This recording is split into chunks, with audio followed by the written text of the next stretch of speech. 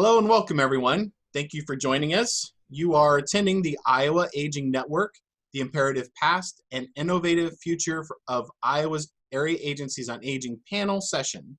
Our learning objectives today for this session are to help you learn and recognize the historical underpinnings of the Older Americans Act in establishing the Aging Network, to help you describe the various services and programs available through Iowa's Area Agencies on Aging, and to help you imagine and discuss the future of the Aging Network through developing innovations and some strategic planning. My name is Joe Sample, and I'm the Executive Director for the Iowa Association of Area Agencies on Aging. I've worked in the Aging Network over the past decade with the Iowa Department on Aging, Heritage Area Agency on Aging, and now in this role at Iowa Association of Area Agency on Aging, also known as I4A. I've served on as a board member of the National Association of Area Agencies on Aging and numerous state and local boards and commissions, including Iowa's Developmental Disabilities Council, the statewide Independent Living Council, Iowa's Olmstead Committee, and Iowa's Mental Health Planning Advisory Council.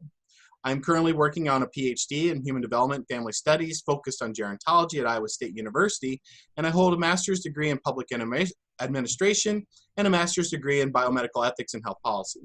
It's a pleasure to be joined by two of Iowa Aging Network's leaders who have been in their roles for many years, and they are here to help us explore the past, the present, and imagine the future of the Iowa's Aging Network. So with us today is Donna Harvey, and she is the CEO of Northeast Iowa Area Agency on Aging, also known as NEI3A, and this is based in Waterloo, Iowa. Donna is the previous director of the Iowa Department on Aging and executive director of Hawkeye Valley Area Agency on Aging. Donna is the vice president of the National Association of Area Agencies on Aging Board of Directors, treasurer of the National Association of States United for Aging and Disabilities, and the past president of the National Association of Area Agencies on Aging. Donna has served as a delegate to the White House Conference on Aging, on the National Advisory Committee on Rural Health and Human Services, the National Resource Center for Human Service Transportation Coordination Steering Committee, and the National Elder Care Locator Advisory Committee. Donna has testified before the U.S. Select Committee on Aging, the U.S. Senate Appropriations Committee, and the Health and Human Services and the U.S. Judiciary Committee. She is a certified leadership training with Civitan International. So welcome, Donna, and thank you for your years of service and your leadership. Thank you. Also joining the panel today is Dr. Joel Olah, who has over 45 years of professional services in aging, services in healthcare administration. He has been the executive director for Aging Resources of Central Iowa for 25 years, which was awarded a Best Place to Work in Central Iowa by the Des Moines Business Record. Joel holds a master's degree and doctorate degree in educational gerontology from the University of Michigan's Institute of Gerontology. He is also a licensed nursing home administrator. Joel has served nationally and internationally as a private consultant and trainer. He's been a lecturer at Des Moines University and Mercy College of Health Sciences. He's been an aging programs curriculum developer, a corporate healthcare and aging policy developer, retirement planner, hospital administrator, and served as a public health director. Joel has served as co-chair for the Des Moines Friendly Age-Friendly Cities program through the World Health Organization, president of the Aging Resources Foundation, and is the I4A Secretary Treasurer and board member for Merrymakers of Iowa. Joel was recognized by the Older Iowans Legislature with the Outstanding Professional in Aging Award and has been honored with the Distinguished Alumni Award from the College of Arts and Sciences from Western Michigan University, where Joel earned his undergraduate degree. Thank you, Joel, for being with us today and for your years of service and leadership. Glad to be here. Thank you. So, welcome everyone again. This is a very unusual scenario, obviously. That's maybe the first time, the three of us, we're acknowledging this, the first time we've done a Zoom conference thing. So so any little hiccups along the line, you'll experience it with us, I guess, right? Yeah. Roll with it. That will roll with it. So so we're going to start with just a little brief introduction of the Older Americans Act, which is really what established us, the Aging Network. So the Older Americans of 1965 was really established during that civil rights era And it was brought about and established by Congress to address issues on aging. Now, obviously, we have a longer history than just the Older Americans Act. Everything from Social Security Act and a number of other Medicare and so on was another act during the 1960s that was established. But the Older Americans Act is reauthorized every few years by Congress, and most recently in March of 2020, literally, I think it was established, reauthorized the day after everything in Iowa shut down related to COVID. So I think it was like March 14 is when it was established or reauthorized. So the Aging Network is funded then by federal appropriations because it's established by Congress. And so the way the money flows then in essence is then Congress appropriates the funds through the Older Americans Act. And the Administration for Community Living is the overarching administration under the U.S. Health and Human Services Administration. Within the ACL, Administration for Community Living, is the Administration on Aging, and there are a couple of other administrations within that. But the Administration on Aging is really the one primarily dedicated through the ACL to the Older Americans Act activities. Funds then get sent down from Congress to ACL through AOA and eventually onto a state unit on aging. And in Iowa, that's the Iowa Department on Aging. The funds then are combined in essence with state appropriations, so we get both federal and state funds, and those are sent from the Department on Aging on to the area agencies on aging across Iowa. In Iowa, we have 6 area agencies on aging that serve 6 planning and service areas across the state. So all 99 counties has a presence with an area agency on aging in it, and we have virtual access, we have boots on the ground, and we'll talk a little bit more about some of the specific programs and services that we provide here in a little bit. Generally speaking, Joel and Donna, is there anything else that you wanted to add to kind of that history? Then we can jump into kind of what your experience has been from the past perspective. Joe, just a couple of things I always try to point out to folks is that 2 uniquenesses, I think, to the Older Americans Act and honestly to the Aging Network. Number one, all but 7 states have area agencies on aging, and those 7 that do not are too small. They just don't have the population to divide it up into area agencies. So it'd be North Dakota, South Dakota. So think of those kinds of states, and a lot of the Northeast. The other thing is that you can find these services that we're going to talk about later everywhere. So it's not as if it's a competitive, I want to serve Waterloo and I want to serve Decorah. It's across all counties, all communities. That's our charge in life. The third thing is that our money comes on a funding formula. So it's not a performance-based per se, where the more people you serve or the more you identify, the bigger money. It's based totally upon the population with some variables. So lower income, limited English speaking, rural, those type of variables can be put on, and then the state adopts the same. So I think I always like to point that out because it really means everyone's on the same equal playing field. You don't get more because you have less income, or you do, I mean, that's our target, but everybody starts the same place. So I am part of the population we serve now. I'm 64, soon to be 65. So I, in fact, could qualify for our services if I need them. And I think that's something that is very good about our system, because it really, it just opens the door. And even though I don't need services now, I will in the future because we all age. And so I always like to just point that fact out. And I'm just going to add a historical note here that the most important thing to know about the Older Americans Act formation, it is from the bottom up. It comes from the people. The first National Conference on Aging was in 1950, followed by a series of White House conferences, 61, 71, 81, 95, and so on. And it's the people who determine the direction of the policy, not someone in Washington down. So this has always been from the bottom up, from the people's voices to policy. So that's significant in how it's structured and how it's applied.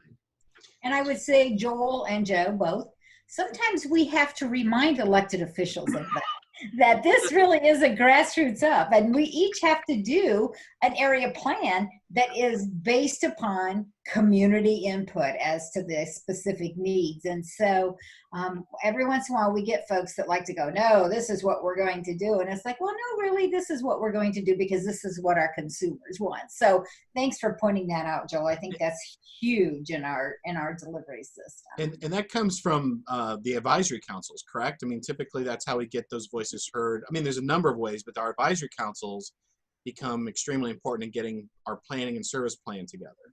And the advisory councils are a requirement of all 622 area agencies on aging throughout the United States. And the composition is half of them must be over the age of 60 and receive the services provided by that particular area agency. So you're getting a real taste of what it is from people and feedback. It's important. And also within our network, we can't forget the Title VI nations. So there's a specific identification and funding available for tribal organizations, Asian Pacificers. So, you know, there is special attention to them. And in Iowa, the Meskwaki settlement is recognized as a Title VI organization. And so while we partner with them, they too get to focus because it's critical that they take the specific needs in their community of American Indians. So they make sure that they design systems that best meet their needs. And the other piece of the old, I mean, there's several we could probably go into, but then the state long-term care ombudsman is also established under the Older Americans Act. Now, while the area agencies in Iowa don't deliver long-term care ombudsman services, that's really a state program. That's not always true in all the other states, correct? There's other agencies on aging who do that work, right? Absolutely. There's about 50%, I believe, of the states that have the area agency on aging actually be the long-term care ombudsman system. Right, right. So yeah, so for our viewers, you know, the Older Americans Act is not just the area agencies on aging. We have the tribal organizations within it through Title VI, as well as the Ombudsman's Office that is established under it as well. So it's a pretty expansive bill that Congress passed. So as you kind of reflect back, and I don't know if Donna, for sure, if you were here at the very beginning, but I think Joel, you've indicated that at the very beginning that you may have had some experience, but reflect back on those earlier days of the Aging Network, really kind of as things were getting established, or just at least in the early, what were some of the challenges and the needs of older Iowans, and therefore what were the things that you were trying to address at that time? And I don't know, Joel, do you want to kind of start with that question? Yeah, I'll start a little bit because I originally from Michigan, so my experience at the beginning goes back there. And for those of you who understand the nutrition program, it's congregate and home delivered. And back early on, 90% was to be done on a congregate meal basis rather than a home delivered basis. And the reasoning was that social isolation was a key, and that we wanted to bring people out of that isolation into a group setting, provide a meal, and provide social interaction and services around that individual. So early on, this is back in the pilot period, 1970, 1971, they were experimenting across the country with a variety of methods to deliver service. And in Michigan, I was working on some designs for the congregate meals. Were they to be provided and cooked right there, or would someone catering service provide it? So that was early on for me, that experience. And I think one of the thrills that I had like a year or so later was to actually go back to those communities and have a meal with the people that were participating. And what did they think of the system that they had? That was great. Well, and I think, Joel, from the beginning, you're right. There were two primary programs that were originally funded under the Older Americans Act. One was the meals and congregate. And keep in mind, you know, when this was signed in 1965 and they finally got funding to match it in the early 1970s, the highest percentage of population always is females. And at that point, there weren't a lot of women working outside the home. So when they were widowed, that need for socialization was even more critical than it is in most settings. The other piece that was funded was information and referral.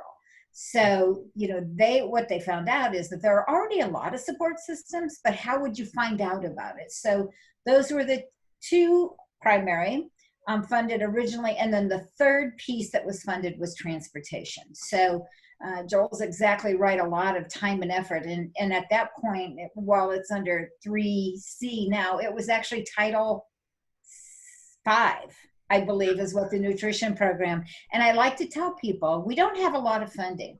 And so we just moved our offices. We found a desk that said, funded with Title 5, nutrition only. So that's how frugal we are in the Aging Network, is that we still had desks that put together with a lot of duct tape and screws and bolts and everything else we could find. But I do think that says a lot about the AAAs, is that we're not fancy, we are focused. So, and it always have been from the beginning. And when you think of talk a little bit more about the clientele at that time. I mean, you talked about being heavily turned towards women. Is that accurate? Or, what would you say the highest needs, other than, you delivered meals. Why were we getting together in meals? What was going on in that time frame, do you think? So I'll take a hit at it, because I didn't come into the network until 1983.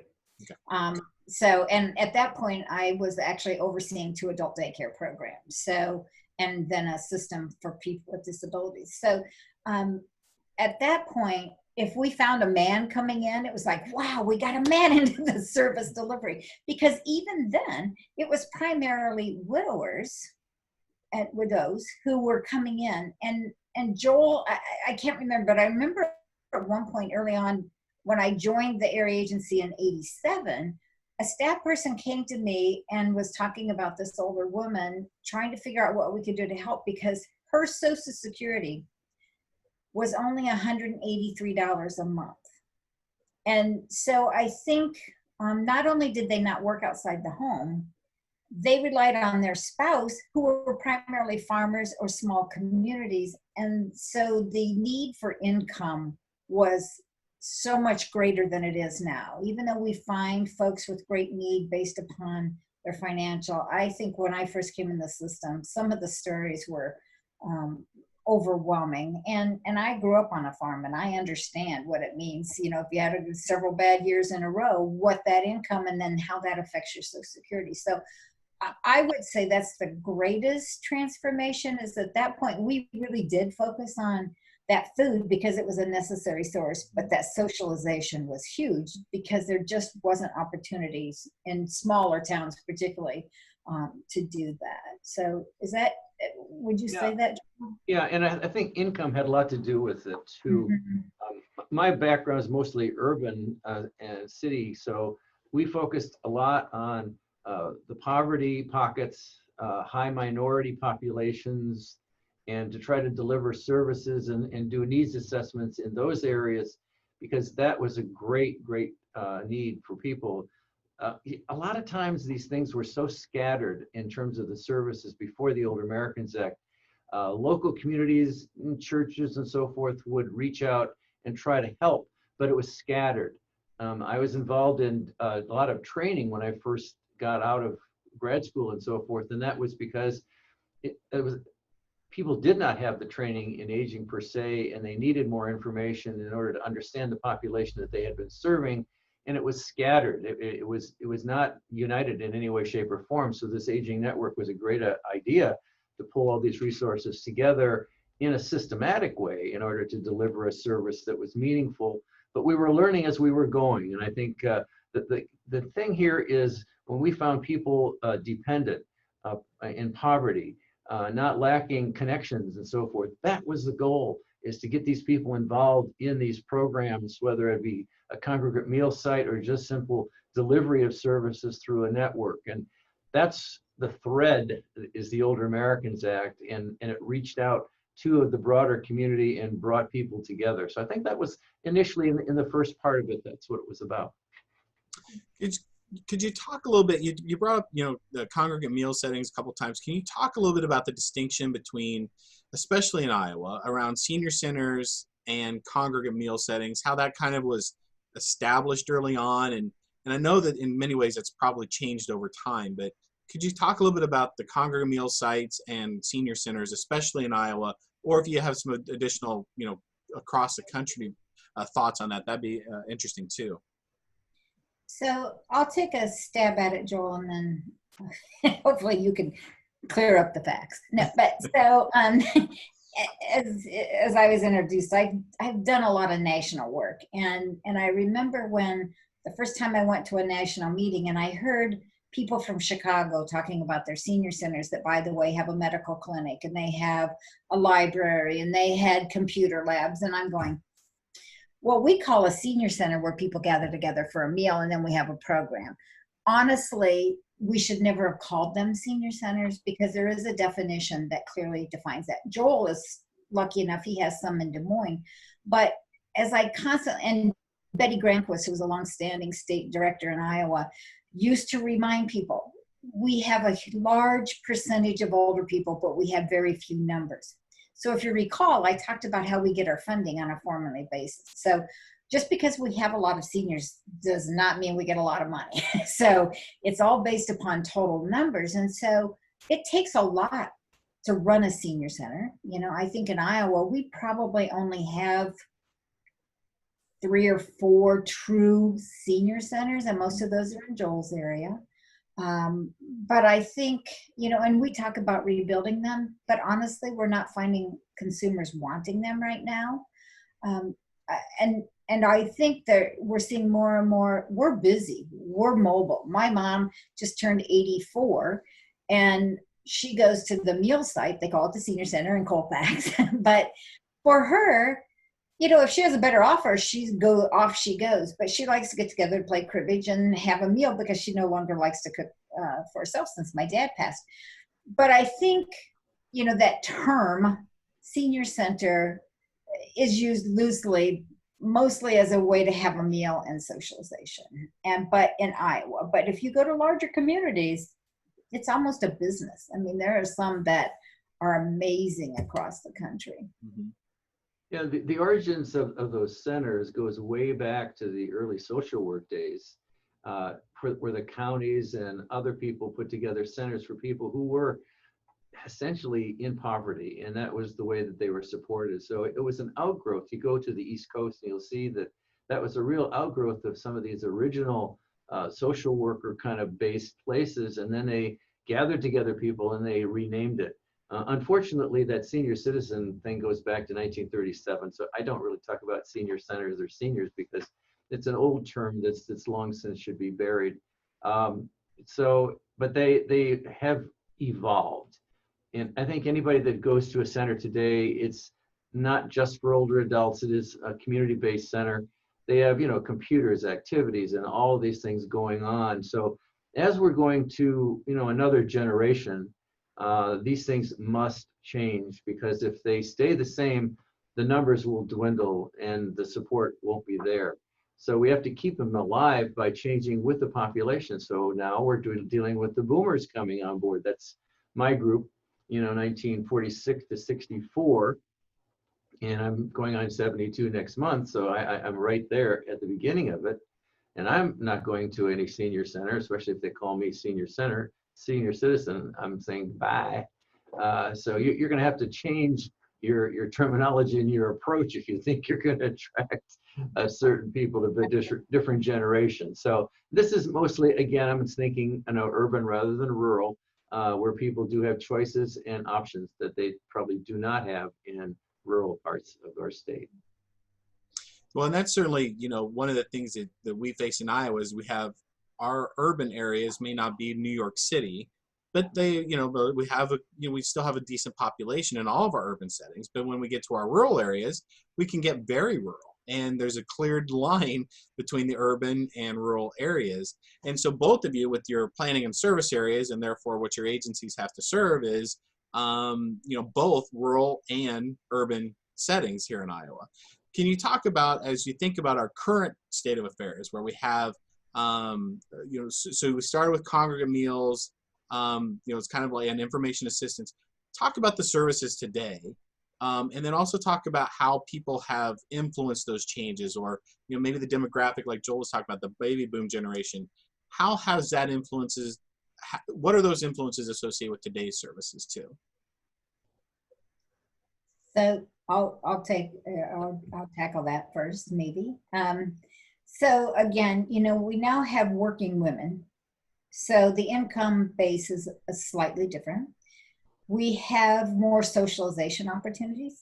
I talked about my mom being in Colfax. I grew up on a farm outside of Colfax. At the time, we had one restaurant, and then we had bars. I don't know if they serve food or not. We didn't go in them, but they might have.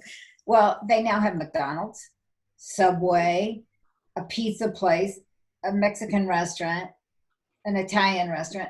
And so in this little town of 2,300, where there used to be no choice, there's a lot of choice. Mm-hmm. And so, when they look at options to go out and eat, they don't necessarily need socialization with a meal at a location that has the name Senior Center on it. And Joel's exactly right. And certainly people my age don't want to go play bingo every day. Or, I just think it's that whole mindset of what serves us and makes us feel. So as an area agency on aging, conversations every day are around, okay, we have a very large 85 plus population. We have to continue to embrace them and support them where they grew old and what their needs and desires and wants are. I think we're going to be facing huge changes coming down after the coronavirus. I just read an article yesterday that said, folks are not going to want to move to an assisted living or a nursing home because that's where you go to die. I mean, when the virus came to hit, that's where it hit, and we all know that. So we already are facing a growing number of people who are staying home much longer than they ever did before. And thank God we have wonderful partnerships. One of the programs that I like best that got funded along the line was the Family Caregiver Support Program. So what we see are family caregivers are serving. Joe, you can spout the figures and but I always quote you when you say medical care is provided by families at home. So when that person goes to the doctor's office and they get this whole spew of here's what you need to do when you get home and the meds, blah, blah, blah, blah, you better have a family caregiver because they're the one that are going to help you be successful in the home.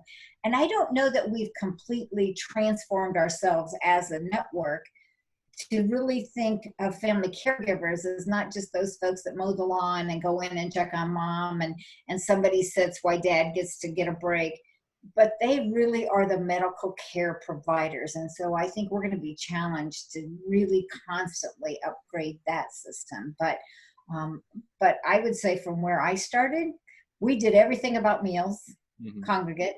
We now have flopped that, and it's all about home delivered meals. I remember in Waterloo, there were 75 meals when I came into the system. We are now at 285 a day. And Joel talked about the volunteer groups. The other thing I would say that we made mistakes along the line and we're faced with those challenges. When we started getting funding, we went to those churches and say, oh, you know what, we can pay for that. Now we're faced with, dang, we wish we had those volunteers to help us do it, but they no longer needed to volunteer, therefore they replaced their volunteer function too. So I just see the system as almost evolving back around in a whole different way, but I think we all need to constantly think about how do we use our existing support systems differently and better than what we've been using them. Yeah, home and community-based care is an extraordinarily important part of the aging network itself. And I think that we have to see that, Joe, you're right, that the family unit is providing not only more care, but more dedicated, skilled care. And we're doing things in the home today we never did before. That was only the registered nurses that would come in and do injections and so forth. Now families are doing this. And we're hoping that families receive from the medical community the information that they need to be good providers since they're doing this care. So, I do, go into the medical and nursing community, and I do try to encourage them to be better informed about what's going on in the critical part of caregiving and how they can help the caregivers. So when you're coming in for a medical visit, I want the physician or the nurse to talk with that caregiver and to observe in the caregiver if they see a change in their behavior, because caregiving is an extraordinarily difficult thing to do, especially if that patient has Alzheimer's or various forms of dementia, which means a 24/7 caregiving that is so intense that it can change the lives of the people that are providing that care. We are in desperate need of direct care workers. That's going to be one of the most critical shortages out there. So this coronavirus is going to exacerbate that, because people are going to say, I don't want to go into an institutional setting because I will die in that institutional setting. It's also going to change the poverty area more than we've ever imagined, because the older worker is going to be more discriminated against again as the economy suffers. So these are things that are dynamic elements in the change in our network. So we have to be prepared, A, to provide these services in a better, more efficient manner, and to mobilize the caregivers to provide the best care they can and help them manage their load. And that's what we And do Jeff, is, go ahead. I was going to say, and we were talking about the different services. I would say when I first came in, again, I was under an umbrella organization, and so I worked with the Area Agency on Aging beginning in 1984. But as that area plans evolved, if I recall correctly, the area plan we used to submit had congregate meals, home delivered meals, transportation, assisted transportation, and information assistance and healthcare. We now have, what, 29 different services that we categorize and spread that nickel across, because we've listened to our consumers and their needs change. My guess is that 27, 29 categories, we call them taxonomy services, will change again very quickly, because our consumers are saying, I can do this, but I don't have this. And I don't, home modification, I'm gonna pick on Joel, but he's talking about, he's relocating and he's thinking ahead to a day he may not be as mobile as he is and making those changes. But how many of us buy a new home and never go, oh shoot, I didn't think about the fact that my bedroom's on the 3rd floor and now my knees are giving out. So, I think that's going to be a role that we will play going forward in those home modifications and helping people as they want to stay home longer, what you need to do now so that you're prepared for later, because there will never be systems that can really do all that for us at the point where you most critically need it. Right. Yeah, AARP is a great resource for many people on the information that you need for universal design and living. And many universities also provide that kind of information, but we need to influence the builders and those people who rent and so forth to make sure that they're equipped with that kind of universal design as people age in place. It is significant. These are devices that help you stay as independent as you possibly can in a setting of your choice. And one of the greatest shortages, of course, is independent, affordable housing. And so we want to make sure that those options also include elements of universal design and connection to services. Certainly subsidized housing is required to have a connection to services, and the area agencies are often called upon to design a plan whenever a facility is created and wants to be subsidized by the state. There's a requirement that we provide that plan and construct it and activate it and refer people into those positions that are open for disabled and people under a poverty guideline. Yeah, and with just a quick statement on the family caregiver is that the other thing that we're facing is the fact that family caregivers are much more mobile. So they're much farther separated from their family units than ever before. And so our aging network will continue to have to make changes to address that virtual family caregiver like we've never really had to think about before. And I think coronavirus has, kind of helped nudge us in a direction to think think about that, and we'll think about that in the future in the next topic. But speaking of coronavirus and natural disasters and so on, you know, in Iowa, we just literally had in this past week a hurricane, which I didn't even know could happen, but apparently we can, and so we've experienced that. We have some serious devastation. So, you know, we're recording this in the year 2020, and you two have been in the Aging Network and have gone through different types of disasters, but what would you say to people, you know, both from professionals to academics, I mean, just whomever might be in a leadership role or having to make decisions, what would you say to them at this point in time related to managing through natural disaster, working through, again, unprecedented times, from geopolitical all the way through just natural disaster issues? So yeah, I'll just kind of leave it open to that for you to explore a little bit. So I would say, you know, I managed through 3 flood situations. We had the Parkersburg tornado, followed by one of the major flood situations, and ice storms, and derecho, however we're saying it, and the coronavirus at the same time. What I would say is you've got to have partnerships. And so for all of you that are thinking about going into a profession or working in a profession and you're not a partner of the AAA, we need you and you need us.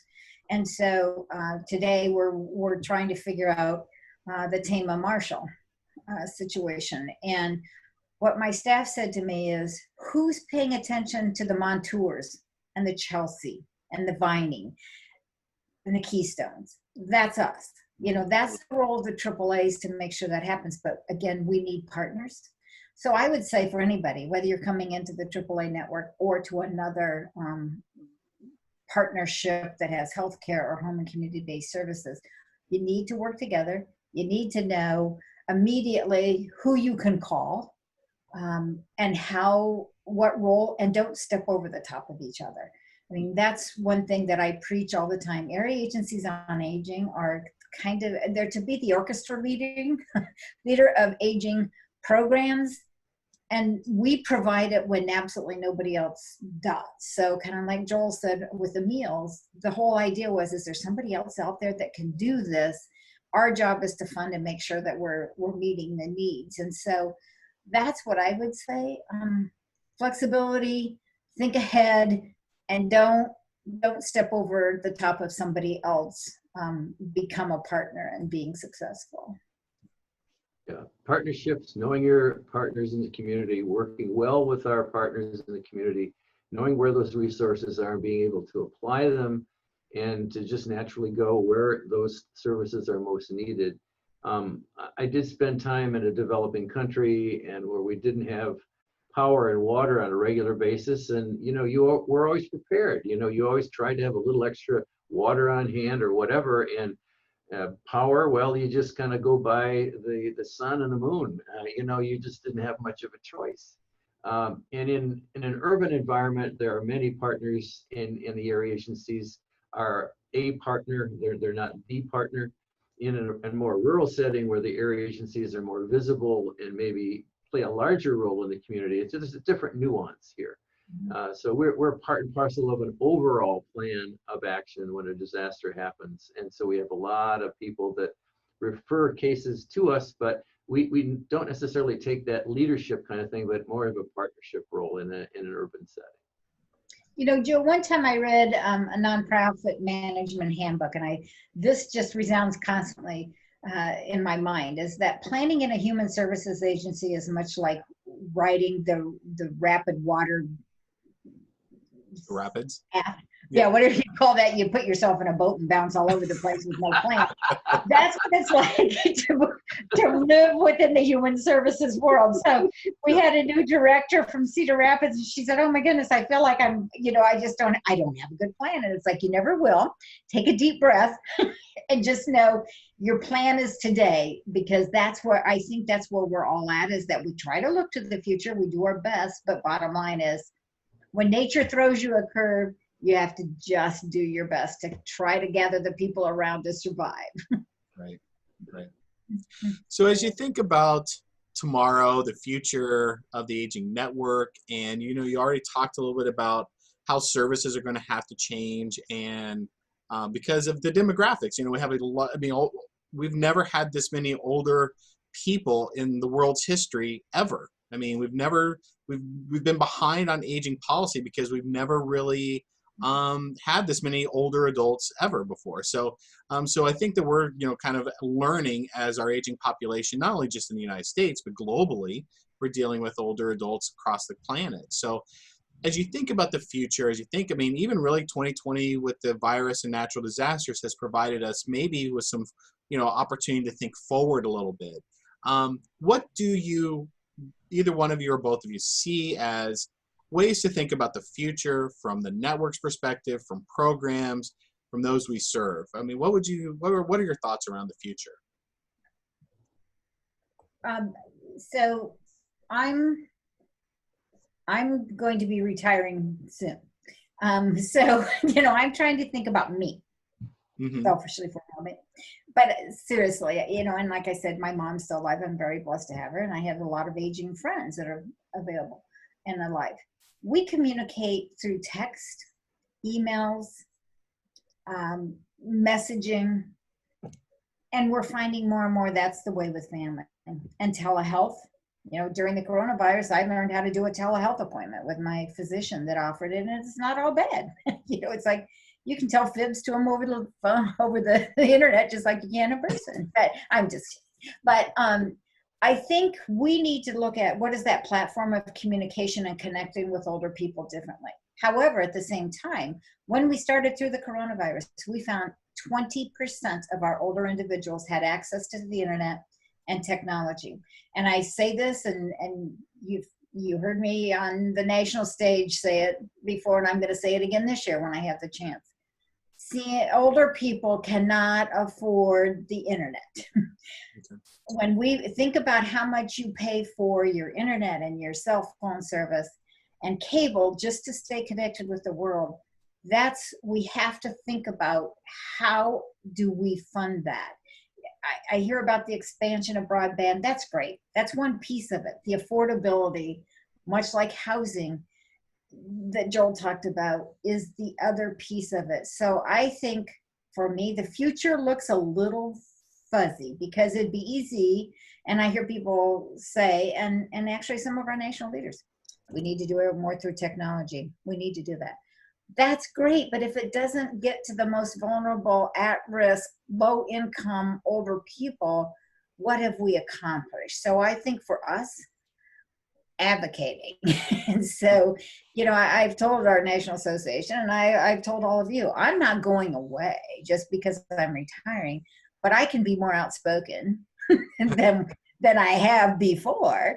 And I think that's what we need and we need to rebuild those advocates with us to have a larger voice in policy change going forward. The hot topic today is about the postal system.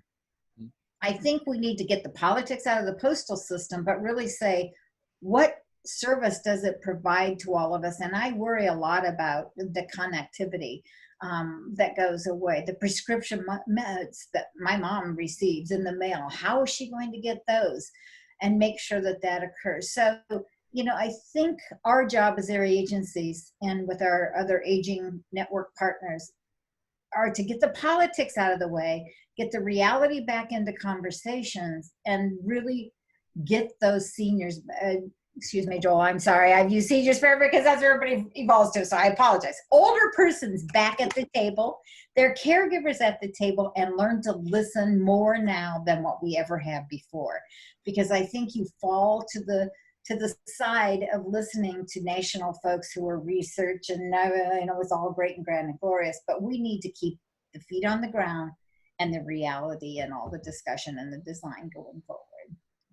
Yeah, I agree. A lot of the technologies that are the futurist application of monitoring devices and all that really is aimed at a very affluent part of our population. And that's something that I've always had a problem with. We can talk about these things and develop them, but it's going to hit a very, very small part of our population. And guess what? We're not getting wealthier as we go along. The trend line is the opposite direction. this virus and all these other things, the economies are going south, not north. And the more we look at the realities of our lives together, it's going to be person-to-person contact. If we can't, unite us by technology, some of us are out there. But that brings us back down to direct care workers. It brings us down to caregiving issues. It is a personal thing. The area agencies are and always will be an advocacy source for people. We have to know the community. We have to know what's going on in order to find what avenues can we help people take to make their lives as good as they possibly can in the least restrictive setting. That's where it's at.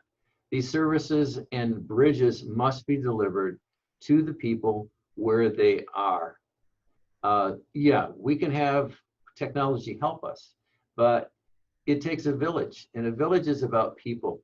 It's about family. It's about friendship. It's about community. That's, in essence, who we are, and what we try to do every single day is to try to be a village for people who are out there looking to join. Well, Joel and Donna, thank you both so much for sharing past, present, and future thoughts related to the Aging Network, aging services, and our advocacy position. I think it's incredibly important for our guests and listeners to understand who we are, where we came from, but then also how we need to think about how we touch lives moving forward. So for those who are watching, thank you very much for attending today's session. My understanding is you'll have watched this video and hopefully recorded correctly, Joel and Donna, and so we don't have to redo this.